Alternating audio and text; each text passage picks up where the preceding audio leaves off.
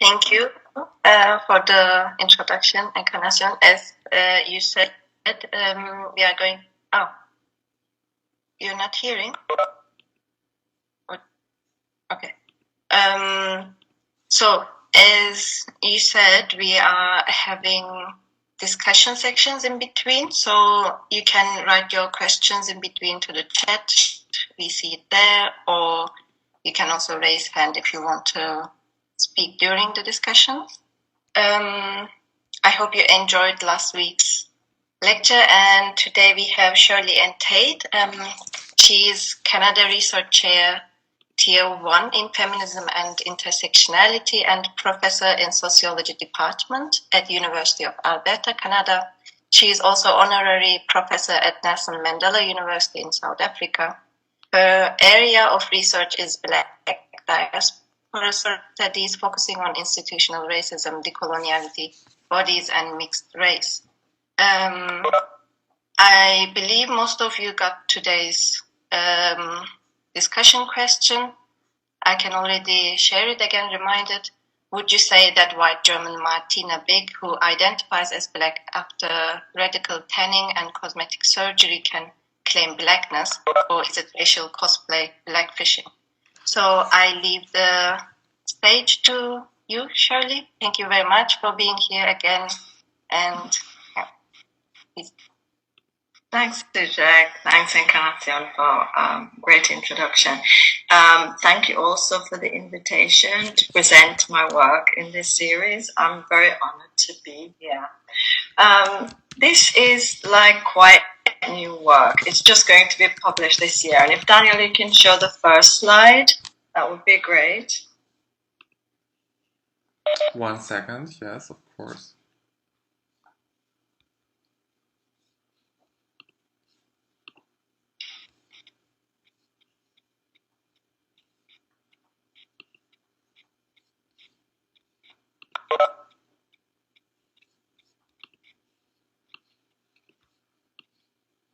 Right. So it's going to be published as this title: I do not see myself as anything else than white, Black resistance to racial cosplay, Blackfishing. It's going to be published in Maxine Leeds Craig's edited volume, Routledge Companion to Beauty Politics. Please show the next slide, Daniel. Right, so this is basically the outline for the lecture. It leaves out the group work sections, but those will come in the slides. I mightn't get all the way through it. I'll have to leave some stuff out perhaps, because I'll probably run out of time. You know, I'm a teacher, so I always kind of over-prepare. It's something that has plagued me my entire career. But anyway, so I'm going to do an introduction. And in that introduction, I'm going to outline the whole argument that I'm going to be going through in the different sections. So even if I don't get to the end properly, you'll know what I would have spoken about. The next section is going to be racial authenticity versus blackface. And then we're going to do a little bit of group work on the reading, right? Just a little bit, not very long. Then we're going to do racial cosplay, blackfishing, racial capitalism and value. And then I think we'll do a little bit on Martina Big, if I'm not mistaken. And then the white colonial psyche of racial cosplay, blackfishing, and then a little conclusion. So that's the outline. Daniel, please, another one. Thank you. So here's Emma Hallberg in one of her variations, one version of her. Here she's not as dark-skinned as she has been in the past. And you can see where I got my inspiration for the paper that's being published, for the chapter that's been published and for this lecture. Because I took her words. She says, I do not see myself as anything else than white. That's what she says about herself. So that's Emma Hallberg. She's Swedish, white Swedish. And this is a British woman, Aga Brostowska, also a blackfishing, racial cosplay person within the UK. She says, my skin is naturally not pale. With things like tanning, I don't think I've done anything in a malicious way. So I don't feel like I need to stop doing something because Why would I stop doing something that's benefiting me or that I enjoy doing? What you've seen there are examples of Instagram beauty influencers, also people who do makeup tutorials on their YouTube sites, for example. And these Instagram beauty influencers and YouTube beauty experts profit by promoting cosmetics. Racial cosplay or blackfishing describes these beauty influencers attempting to expand their reach to Black consumers by using cosmetics and other stylization to appear Black or Black mixed race. I look at Black women's online resistance to racial cosplay blackfishing by two Instagram beauty influencers whom you've seen, Emma Hallberg and Aga Rostowska. White women racial cosplaying blackfishing, also what Tidenin Sharpler Whiting would call ambiguous mulattoes. I don't like that word mulattoes. Please don't use it. If you're ever going to say anything from this lecture, delete that one. But Tidenin Sharpler Whiting calls them ambiguous mulattoes. By that she means they could be Black, white, mixed race people. So these women racial cosplaying and blackfishing does not change the racist aesthetic codes of the iconicity of the white body. In performatively producing Black beauty through light skin, for example, hairstyles, small waistlines, thick, as we call it, thick legs, big bottoms, whiteness remains master signifier, which they can always call on as racial home and site of privilege, as we see in Emma Hallberg's I've never seen myself as anything else than white. Racial cosplay blackfishing, I argue, is race transing. It's about translating Black looks and transforming the white body by a Black mask for racial deception.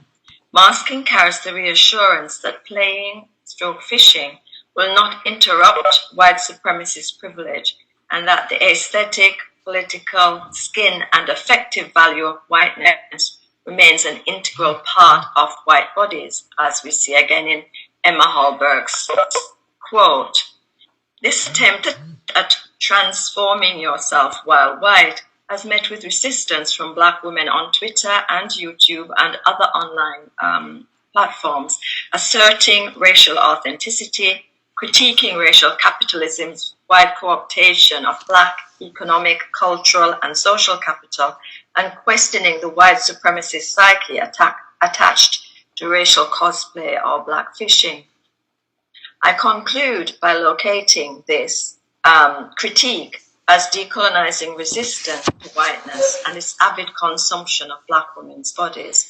So I'm going to move next to look at racial cosplay, blackfishing, and blackface within post-race, anti-Black racism. Vlogger Aninova challenged white YouTubers Not Katard, Ishtakat, Zachary Crane, and Pierce Makin, who were either using blackface makeup themselves or putting blackface makeup on non-Black models in 2018 to garner followers. For Nova, this makeup erased white skin, but was not an anti-racist act. What Nova calls modeling racism and bigotry for personal gain by whites aligns the cross-gender practice of racial cosplay, blackfishing, to blackface. In the Black Atlantic, blackface is a cross-gender white supremacist practice performed for fame and money at the expense of African descent people. Blackface minstrelsy involved cross-dressing and race transing when whites assumed Black women's and men's bodies in Victorian England, but also in northern cities in the United States in the 19th century. White men caricatured Black women and men for profit. White women, blackface minstrels in the US also performed racial mimicry as Topsy for 7 decades. This was about enabling white laughter, of course, through white passing of Blackness and openly racist constructions of Black people for ridicule. These blackface masks articulated racial difference for white entertainment, white profit, and white supremacy. Whether performed by white women or men, blackface exhibited their dominant stereotypes of black women and men performed for white consumption. This history of racist trauma is the basis of Annie Nova's critique of these Instagrammers' erasure of their whiteness for profit through painting themselves black with HD makeup. HD makeup we could call the 21st century's burnt cork, which was what was used by white people to become blackface minstrels. In the makeup lesson that we see online, we witness white privilege in the ironic humor of painting oneself black without ever having to experience anti-black racism. They have the white skin privilege integral to what Charles Mills calls the racial contract, which builds a world by whites and for whites, those racialized as white, I should say, and their descendants. And that world is permanently skewed in their favor. This world is not questioned by those racialized as white because of the circulation of epistemologies of ignorance and the benefits that they gain from white supremacy. We can see some of these epistemologies of ignorance when white women paint on blackness, such as Emma Hallberg or Aga Brostowska, without ever questioning their own racial position or white supremacy. Painting on blackness denies the liberation struggles which still exist in contexts in which black people continue to be unfree, and we're still having BLM protests, and we can see this continuing across the United States and certainly Europe as well. Painting on blackness is a symptom and repository of post-race racism. Post-race racism denies the continuing importance of racism and the politics of black authenticity, grounded in collective experiences of racism and biological conceptions of race, in which, of course, because of the ways in which white supremacy has constructed race, if we have just one drop of black blood, again, please don't say that is true, because, it's not. But if we're seen to have Thurwood, another black woman critic online, takes up the issue of what black body we're being duped into believing we're seeing by Emma Hallberg's racial cosplay and blackfishing. For her, it gets to a point where white beauty influencers are now trying to pass as someone mixed race, and you're not. That's when it becomes an issue. Being non-black but pretending to be black mixed race is socially, politically, aesthetically, effectively, and economically problematic because, as Dara Thurwood says in a BBC article, bbc.co.uk article, black people just being themselves has always been frowned upon. There is a continuing struggle that black women go through to be accepted as who they are. Even now, in certain workspaces, black women can't wear their natural hair out. They have to wear weaves. They have to straighten their hair through pressing it, because to wear an afro or to wear braids or locks is seen as unclean and untidy. It's not professional. Dara Thurwood illustrates the irony of racial cosplay blackfishing in that white women can wear any skin color or hair they like to pass as mixed race, but no such aesthetic privilege is available to black women who still live within racist beauty context of the straight hair rule, as she says it here. It's like reading racial cosplay blackfishing as contemporary blackface through the politics of racial authenticity enables us to see it as an iteration, a repeat, in which white appearance stereotypes of black women fail in that repetition. This failure in the repeat, as Judith Butler likes to call it, produces something else. What it produces is whiteness itself, that from whatever affective angle, whether that's anger, love, hate, envy, fear, contempt, tolerance, greed, for example, must consume blackness by appearing to be black in order to get black recognition as black. And this black recognition is clearly important. It has a market value, monetary value. It is Black recognition that is necessary for the Black-faced beauty influencers like Hallberg to come into being as Black or Black mixed race and to garner followers and monetary profit as a result. This consumption is white supremacist as much as it is an admission that something is needed, what bell hooks would call a bit of the other, to spice up dull white life and to make money. Racial cosplay, blackfishing, could also be a white reaction to changing beauty landscapes in which ambiguous mulatto looks might be in the ascendancy, could be. This would not be the first moment that this is the case if we go back to enslavement and colonialism. Then, whether called octoroon, again an invented category, mulatto, an invented category, or quadroon, Black, white, mixed race women's bodies were consumed through sexual and reproductive service. Racial cosplay or blackfishing calls up these white colonial aesthetic values in the 21st century, as well as ownership and consumption of Black bodies to the point of physical death. Racial cosplay blackfishing remind us that racialized aesthetics are part of the racial libidinal economies we inhabit, where the anti-Blackness of 21st century white supremacy is linked not only to forms of attraction, affection, and alliance, but also to aggression, destruction, and the violence of lethal consumption, to quote Frank Wilderson. White beauty influencers engaged in blackface for profit can keep their white skin at a distance from their profession, where it cannot be hurt in any way or sullied in any way, and assert, as Emma Hallberg does, "I do not see myself as anything other than white."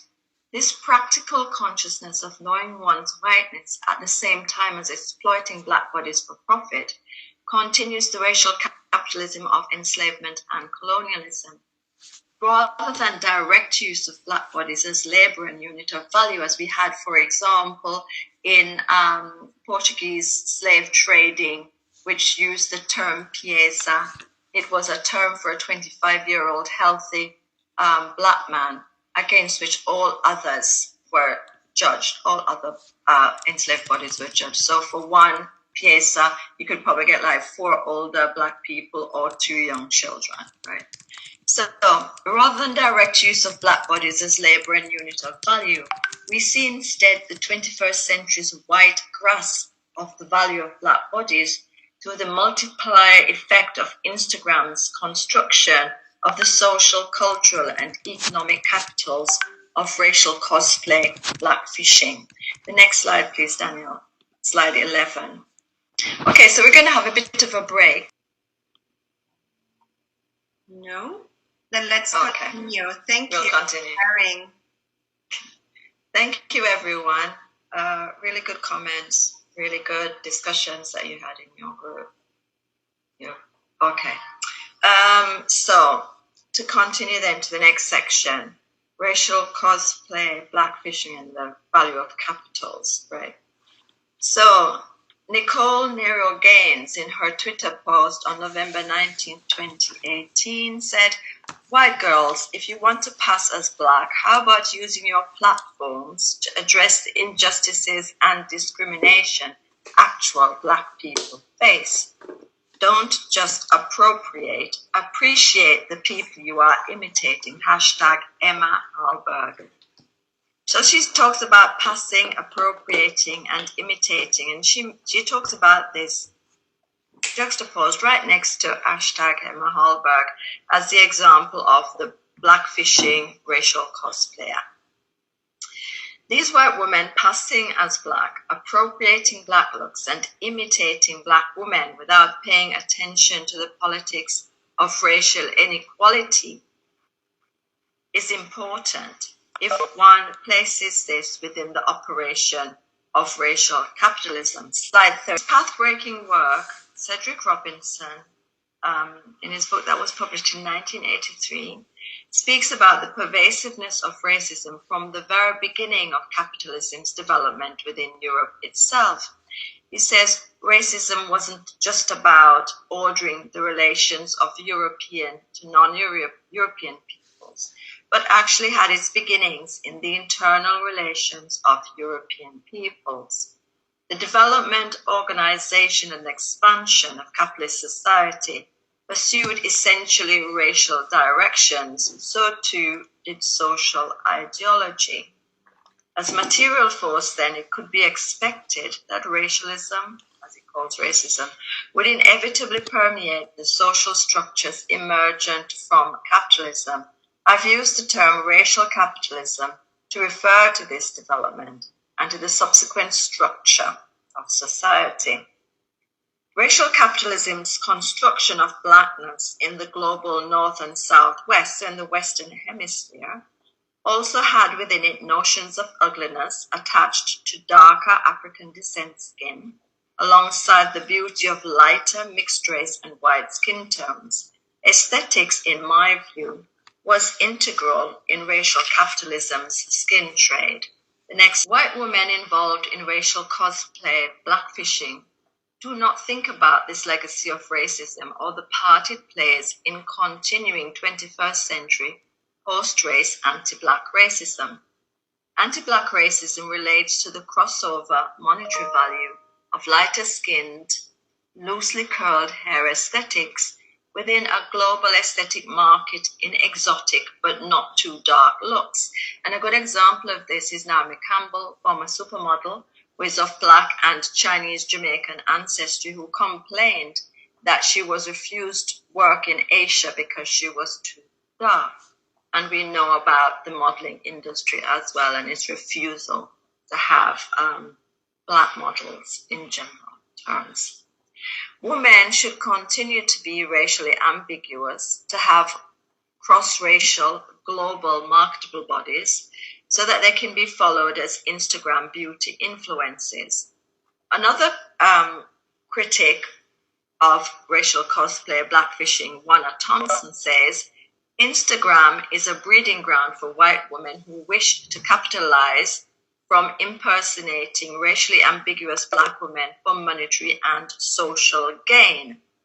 So if we think about the critique that's made on Instagram, for example, Wanna Thompson's critique of impersonating racially ambiguous women for monetary and social gain, this brings us to thinking about Pierre Bourdieu's work on capital in 1986. So, for example, cultural capital and social capital can be converted through racial cosplay and blackfishing into economic capital because of institutionalization on Instagram, Twitter, and YouTube as venues for white racial cosplay, blackfishing. These women who racial cosplay and blackfish establish ownership of and profit from Black bodies and aesthetics, which you've noticed as well already within Bell Hooks's work. They simulate Blackness then, and that's what these critiques of these women actually shows. This simulation does not concentrate on the possessors of this capital, but on whiteness itself, so that Blackness is kept at a distance. White racial cosplay, blackfishing, is a racial distancing strategy that establishes white beauty influencers as authorities with legitimate competencies because they are Black mixed race. Or that's what they try to say. That's what they try to become through their stylizations.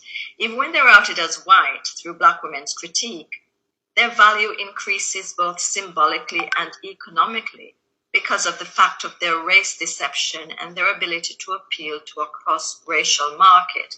When we follow beauty influencers on Instagram and YouTube, we create social capital that is reinforced and maintained in exchanges so that even negative comments and dislike enable the development of social capital because it's the number of followers, the number of clicks that matter. There is a multiplier effect of Instagram, YouTube, and Twitter, which leads to material profits in terms of white beauty influencers acquisition, maintenance, and performance of blackness through the surfaces, the skin surfaces, the body surfaces that they produce by sterilization practices. This is how whiteness continues to benefit from the ownership of black bodies in the 21st century, produced by masking whiteness. Anna Nova has done lots of videos on YouTube, and she's a black mixed race beauty influencer from the UK. If you want to, that's the kind of YouTube video you should watch if you want to watch it afterwards. We can't show it nowadays because of time. But what she says in that video about blackfishing basically is an agreement with Warner Thompson's critique of white women's monetary gain from appropriating blackness. She says there's a black aesthetic that many are attempting to capitalize on, an aesthetic which many dark-skinned people are still shunned for having all on their own. This takes away the job of promoting brands marketed at black and mixed race women from black creators. For example, natural curly hair products, which are sent to white influencers, of course, like Emma Hallberg. Nova is mixed race and she identifies as black. And she, in this video, places racial cosplay, blackfishing, as being totally relevant for the labor market in beauty influencers and for also beauty influencer livelihoods in aesthetic product marketing. If darker skinned people are shunned for the features which they have all on their own, we should begin to look at how it is that a bit of the other, as Bell Hooks talks about it, read as racial ambiguity, makes blackness something for audiences globally that can be consumed, and for those companies that market their goods to these audiences. So white women passing as mixed race and thereby consuming a bit of the other is about a dissection of black women's bodies for a global audience. The body is broken down into segments in order to be able to be imitated. So if you want to look at it from the viewpoint of Frantz Fanon, this is about a racial dissection, focusing on what the white gaze sees as black skin tones, black lips, mixed race hair, style and texture, along with a small waist, flat stomach, and bigger bottom and legs popularized by hip-hop culture. The white woman's desired stereotype is recreated through high-definition makeup, HD makeup, as the face is colored in. When you watch like Emma Hallberg's tutorials on YouTube, you can see this. The face is colored in. There's also tanning, the hairstyles they choose, clothing, accessory choices, lip fillers, and other surgical procedures on the white body. So there's what you could call a white visualization regime that's involved in racial cosplay in blackfishing, where whiteness dictates what blackness is and can become on the white body that has never lost sight of its own whiteness. All right, let's see. So what we still have in not losing sight of whiteness is white privilege remaining in their ability to transform into what they know they're not and also do not identify with. White privilege remains in them feeling that they're not doing anything that is suspect, like Aga Brostowska said, because it is about appropriation. It's not about a platform for writing white uses and abuses of black women's bodies, but for recreating them through different media like Instagram and YouTube. This whiteness continues the colonial psyche, where it is universally dominant and able to impersonate for monetary and social gain in a global aesthetic market in blackness, without the politics of black liberation ever coming into view. So the white colonial psyche of racial cosplay, blackfishing. If we go back to what Hallberg and Brostowska talked about, they talked about their skin. Skin was the focus of what they said, much as it was for early blackface minstrels who used burnt coke instead of tanning and makeup. The gaze of white women and its dissection of black women's bodies is about cannibalization of body parts. This cannibalization produces what black women can be and become through stereotypical white renderings of the black woman's body that erases black women's multiplicity. We can see that, for example, in Martina Big, who's aiming to be a particular sort of black woman's body. Historical and contemporary blackface on Instagram and YouTube is a tool of white supremacist domination as it chains black bodies, psyche, culture, and humanity to racial capitalism, in which black labor, racial injustice, black social and physical death, and white supremacy continue to be erased through racial cosplay and blackfishing.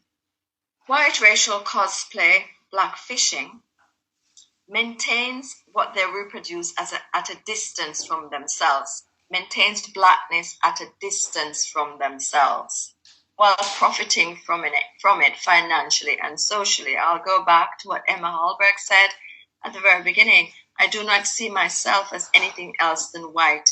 I get a dark tan naturally from it. Brostowski says she tans easily as well because her skin is not naturally pale, something like that. So these ideas about skin, naturally dark skin, skin that tans easily, become alibis, I think, by these women for preventing white fragility in the face of black resistance to their racial cosplay and blackfishing. To place dark skin as theirs naturally, or to say they get a deep tan naturally, already sets in motion particular ideas about their bodies, which I call a dissimulation. This dissimulation functions to ameliorate white fragility, which some of which is, according to Robin DiAngelo, a state in which even a minimum amount of racial stress becomes intolerable, triggering a range of defensive moves, including the outward display of emotions such as anger, fear, guilt, behaviors such as argumentation, also silence or withdrawal. For her, these sorts of behaviors function to reinstate white racial equilibrium. They claim to naturally dark skin or skin that tans easily in the sun is argumentation to protect themselves from the accusations of appropriation that they've got from a lot of black women online. White racial equilibrium is reinstated through the claims made about white skin's ability to become dark, to become like black skin only through my thank you slide. Okay, so to make some conclusions. So what these women are doing, Emma Hallberg and Aga Brostowska, for example, is they are erasing the necessity for black politics highlighted in the critiques made by women, by black women, some of which I've shared earlier. They continue to consume black bodies, and this consumption is enabled by contemporary post-racial formations. Here, black bodies become commodities for white consumption, and black culture becomes an accessory to whiteness, endowing it with social, political, aesthetic, and cultural capital. Again, that's there in the Hooks reading, if you manage to read it. If we think about black women's critiques, Hallberg's, Brostowska's racial cosplay, blackfishing, become, okay, sorry about that, the conclusion then, right? So these women who practice racial cosplay, blackfishing, don't think about the necessity for black politics that we see in the critiques made by the black women in their online comments, because they think that black bodies can be consumed, and their consumption of black bodies is enabled by contemporary post-race racial formations in which black bodies are commodities which can be consumed, and black culture becomes an accessory to whiteness, endowing it with social, political, aesthetic, and cultural capital. We've seen some of this also in Bell Hooks' discussion.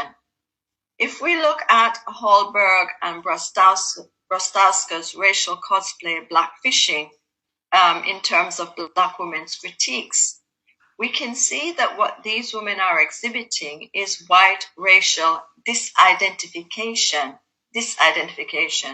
with Black people and Black politics through contemptuous consumption.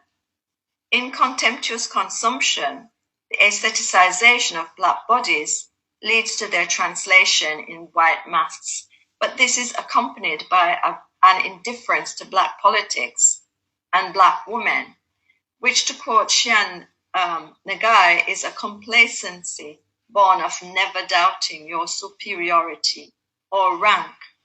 Contemptuous consumption ensures white women remain suited to whiteness, so that the racial contract can continue its extension into our daily lives. And the racial contract itself depends on and requires this suturing.